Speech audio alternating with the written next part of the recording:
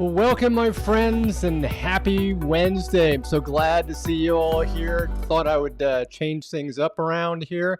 Thought I would have a little bit of a different intro. Thought I would just kind of jump right into things, right? So in case you're new to the show, in case you're not familiar with me, my name is Chris Lippincott, and I'm a spiritual development mentor. I'm a healer. I'm an international and medium best-selling author. And what I do is I love to share my information, my knowledge about the spiritual realms, about the non-physical, as well as how can we connect with the spirit and how can we raise ourselves up? What is it that we need to do so that we can connect better to spirit, right?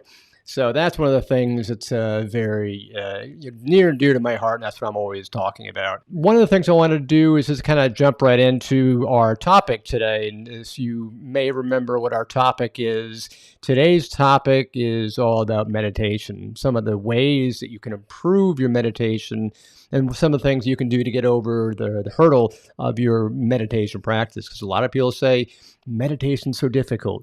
Why do I need to do meditation? How can I possibly do meditation when my meditation brain is always, it's active and it's overactive and I can't sit still, right? So that's kind of the big issue. So what I wanted to do today was to cover some of the top 10 ways that you can improve your own meditation practice, because meditation doesn't have to be difficult. Everybody makes it more difficult than it has to be. It's really something akin to relaxing and allowing yourself just to get into that place of peace and calm, right?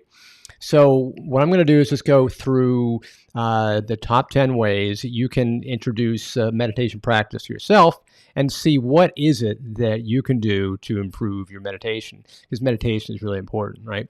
So I'm going to put up the list of the top 10 ways that you can improve your meditation practice.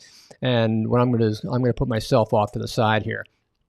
So one of the things that you can do, of course, is just follow along with this list as I kind of walk through it with you. One of the things that's always most important that I'm always telling people is you've got to be consistent, because meditation is all about consistency. If you're trying to meditate, but you sort of go at it from a haphazard perspective, and some days you do it, sometimes you don't do it, sometimes you just sort of ignore it, and eventually you come around and do it again, it's not going to help you. It's going to be very much like going to the gym, right? If you go to the gym every other day, or even every day, if you're consistent with your exercise, if you're consistent with your workouts, if you're doing it consistently, you'll see results. It's like anything, right? Any practice. If you're consistent in your exercises, you're consistent in your practice, you're going to see better results.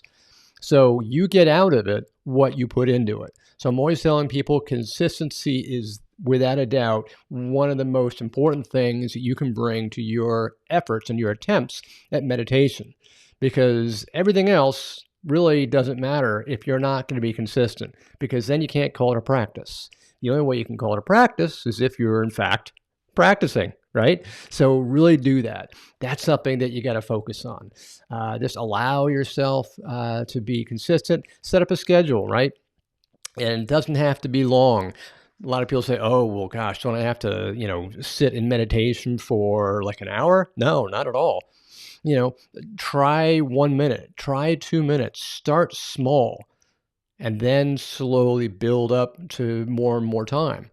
Whether you're looking at eventually getting up to 15 minutes, 30 minutes, whatever it is you've got time for, the most important part of it is to start small, because that way you give yourself room to expand, you give yourself room to grow. You don't have any frustrations where you're like, oh, I can't sit that long, right?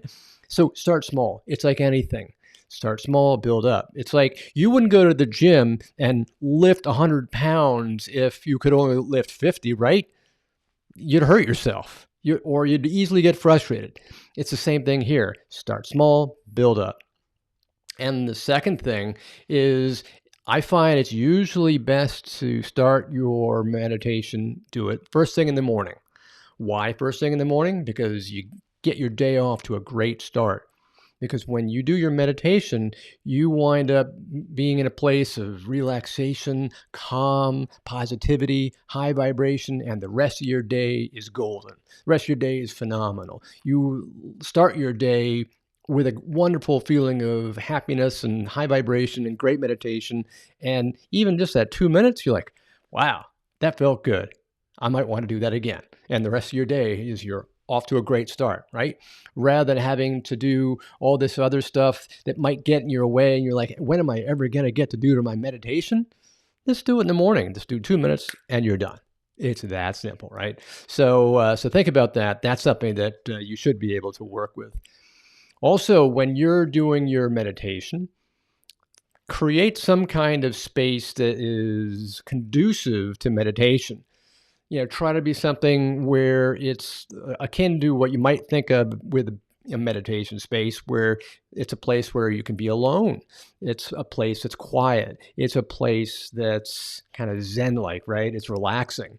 It's inviting. You want to be there. It's not any clutter, right? You don't want to have any clutter. You want to have it kind of empty-ish or as empty as possible. You want to have it as calm and relaxing and inviting as you possibly can.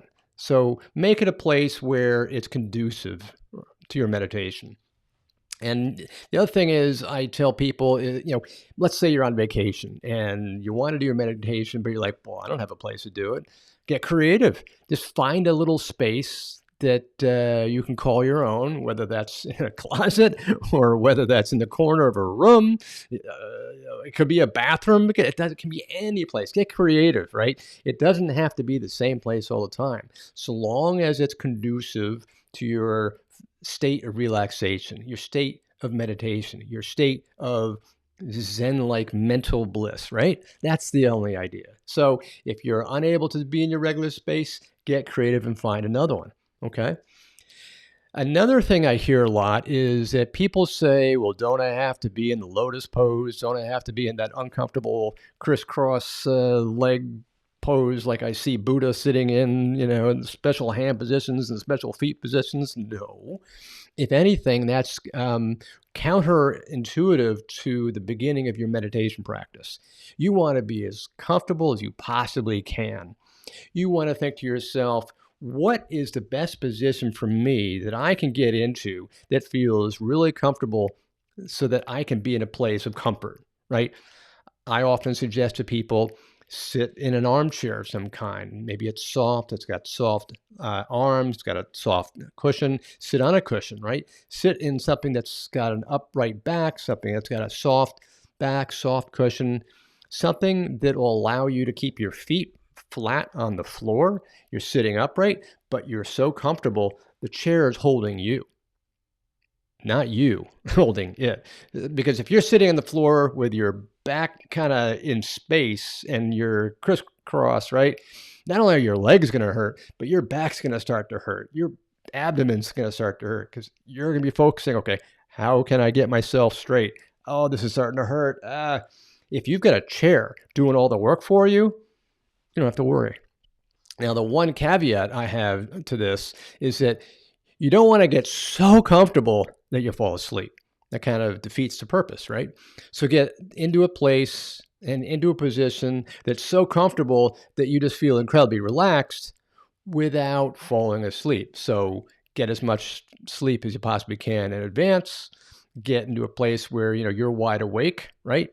That's why morning is good, because you wake up and you're wide awake, as opposed to falling asleep at the end of the day because you run out of your energy, your sugar, whatever it is. Morning is usually the best time to get this done because your body's kind of racing and ready to go, right? So that's something that you might want to do. I was talking about uncrossing your arms and legs. You don't want to be in that traditional lotus pose unless you're, in an advanced meditation practice and you've been doing this many, many years. That's different. We're talking about trying to improve your practice when you begin. So one of the things you want to do is you don't want to cross your arms because that's crossing your energy. You don't want to cross your feet or your ankles, your legs. That's also going to, impede the energy flow. You want to think of yourself as being sort of like an energy conduit, right?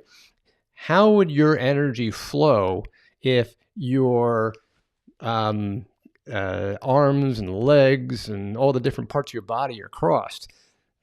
And you know that you've got currents of energy going through. Don't you feel that blockage? Don't you feel like there's a problem? The energy is not getting smoothly moving around. If you just keep your arms apart, you keep your legs kind of apart, and you're not crossing anything, you're allowing the energy to flow normally. You're allowing the blood flow to go, right? It's all the same kind of thing. Just allow everything to be smooth and easy. That's the whole idea. So you don't have to be in this traditional pose. Another thing is people, perhaps the biggest complaint I get about from meditation is everyone's saying, oh, my thoughts, my thoughts, my thoughts. They're all complaining about the fact that their thoughts are interfering with their meditation practice. They're like, well, I can't empty my head of my thoughts. And that's the first rule of meditation. You're never going to allow you're never going to get your thoughts to be completely gone, because if the only time that you have no thoughts are really when you're basically in a coma. You can try to be in between thoughts, and that's great. And you can try to make that space in between thoughts wider and wider and wider. And that's kind of the intention of meditation, is to try to make the space between thoughts as far as you possibly can. In the beginning, it may be actually kind of small. So recognize that you're going to have thoughts, and that's perfectly fine. Don't beat yourself up about having thoughts, because that's human. The thing that you've got to try to do is just to allow the thoughts to pass through your mind. To say, okay, I recognize I've got a thought. I'm just going to ignore it and let it pass to the side. It's like pretending that you've got like a subway train coming into the station, right? The subway comes in, you're standing on the platform, doors open, but do you get on or do you stand on the platform? Most people get on the thought train and they go down with it. The idea is to stay on the platform, not engage with the thought train, and let the thought, continue on its merry way while you're standing in the platform. Stay away from the thoughts. Just let them pass. Be an observer, right? You want to kind of be an observer of the thoughts. Say, okay, I recognize my thoughts coming in. I'm not going to engage. I'm letting my thought leave. Bye-bye. And that's all you need to do. So don't worry about your wandering mind. Don't worry about the fact that you've got thoughts coming in and kind of, appearing. That's okay. Just be the observer. One of the things that you can do to try to help yourself be a little bit more centered when you're doing your meditation and you experience these thoughts coming up is the best way to bring yourself back center is to focus on your breath. That will always bring you back to the center point where you're no longer thinking about your thought. You're thinking about something else. You're thinking about your breath. When you think about your breath, you're not thinking about your thought, and the mind can only hold one thought at a time. So it's okay to think about your breath. So if your mind wanders, bring it back. Bring it back with the breath. That's why the breathing concept and the focus on breathing is such a big component of meditation. You bring your thought, you bring your awareness back to the breathing. Now, speaking of breathing, that's also a very big part. But one of the things that's also very important is we were talking about having your entire body be very relaxed, because it's a very relaxed state. You want to have all of your muscles ultimately get very relaxed. So what's one of the ways that you can do that is actually a little bit of a meditation practice within itself, is just start to feel each muscle group slowly relax. You can start at the top of your head, feel the muscles and the skin on the top of your head, gently relax and let go and get softer and softer and softer. Maybe come down to your forehead, feel the muscles and the skin start to relax and get softer and let go. Come down to your eyes, relax your eyes. Come down to the sides of your head, Let that get relaxed. Come down to your jaw. Relax your jaw. How often do you feel tension in your mandibles right here in your jawline? Relax your jaw. Come down to your throat. Start feeling that.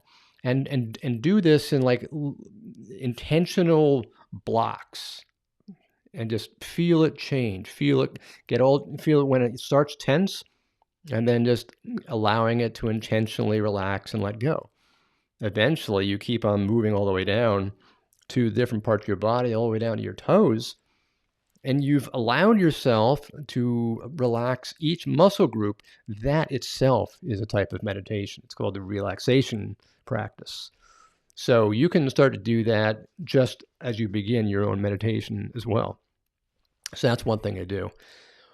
So another thing you can do is within your background, whether you're listening to, earbuds or headphones or speakers, whatever, have some kind of soft ambient background music. Because music is very conducive to meditation, so long as it's the right kind of music. Don't get music that's kind of choppy and or like has sharp notes, like maybe a piano. You can hear the keys of a piano. You want it kind of soothing, smooth, blending, where you can't even tell the difference of the notes. All you can tell is that the pitch is changing somehow, right? Maybe like a synthesizer, how the synthesizer goes up and it goes down, and it goes up and it goes down, but you don't know where the notes are changing. All you know is that the pitch is somehow changing, right? So background, ambient, soft, calm music. And there's a lot of music out there like that. So just find yourself something that resonates with you, and that's going to help you a lot. Also, you can use just a guided meditation, and there are so many out there. There's so many guided meditations out there. There's so many pieces of soft ambient music out there. You can go to YouTube. You can go on the internet. You can go to podcasts. I mean, there are hundreds of thousands, if not millions, of just different pieces you can choose from. So if you have one that you really like, go for it. If it's something that resonates with you, use the music or use a guided meditation that walks you through the process. I know I've got one, and that just helps people kind of go through the process, right? So if you're listening to this, that's certainly something that you can be focused on. And then we talked about this a little bit before. Focus on your breathing. But you got to think to yourself, okay, breathe naturally. Breathe naturally in through the nose and exhale naturally out through the mouth. Now, why is that important? Earlier, I was talking about your thoughts. And one of the best ways to bring your awareness back to center, if you happen to get caught up in a thought, is bring yourself back by using the breath. You're focusing on the breath. It's something that you do every second of every day. And if you're focusing on it, that's all that your mind can actually use. That's the only thing it can do. It can only do one thing at a time. It can only think one thought at a time. So if you're focusing on the breath, you're excluding the opportunity to think of anything else. So become aware of the breath. Become aware of your chest rising and falling. Maybe your stomach is rising and falling. Feel it change as your diaphragm's moving in and moving out. Imagine it's kind of like the bellows, expanding and contracting. Don't try to alter the breath. Just breathe naturally and calmly the way you always do. And then just as you're doing that, feel yourself getting calmer and more focused and more relaxed. And as you focus on the breathing and the relaxation, you're becoming more inviting, if you will, to allow your mind to get into a state of just calm and peace. So what you want to ultimately do is bring your awareness to that one place. Bring your awareness to the one place of the breath. Or maybe you want to bring your awareness perhaps to a visualization as you're breathing. Maybe visualize yourself floating away. Maybe visualize yourself calmly sitting on a beach some summer's day with nobody else around, just you and the ocean and the soft breeze coming off the water. Or maybe you're on a hill somewhere, or maybe you're in a garden, or maybe you're in a forest. Whatever it is that your personal being most enjoys visualizing, or your safe space, your ideal area that you want to be in. Visualize that safe space, that place of nirvana that you want to be in, and just visualize yourself there. See yourself moving there, see yourself traveling there. Kind of have an out of body experience because you're actually there as opposed to your body being here, right? And be aware that this is happening. Maybe don't even think about the experience itself, but try to be outside the experience and be the observer of the experience. Observe the fact that you're traveling to your visualized space and that you're observing yourself traveling to the visualized space. Even that is a visualization. You're visualizing yourself, observing yourself, visualizing. What? You see my point? You can really start to take this to the nth degree. And it's actually quite interesting. It's a lot of fun. Some people, they also like to say mantras. A mantra is nothing but a phrase or a word that you repeat over and over and over and over and over again. Like, I like myself, I like myself, I like myself, or I love myself, I love myself, I love myself, or I am love, or I am light, or I send love to the world.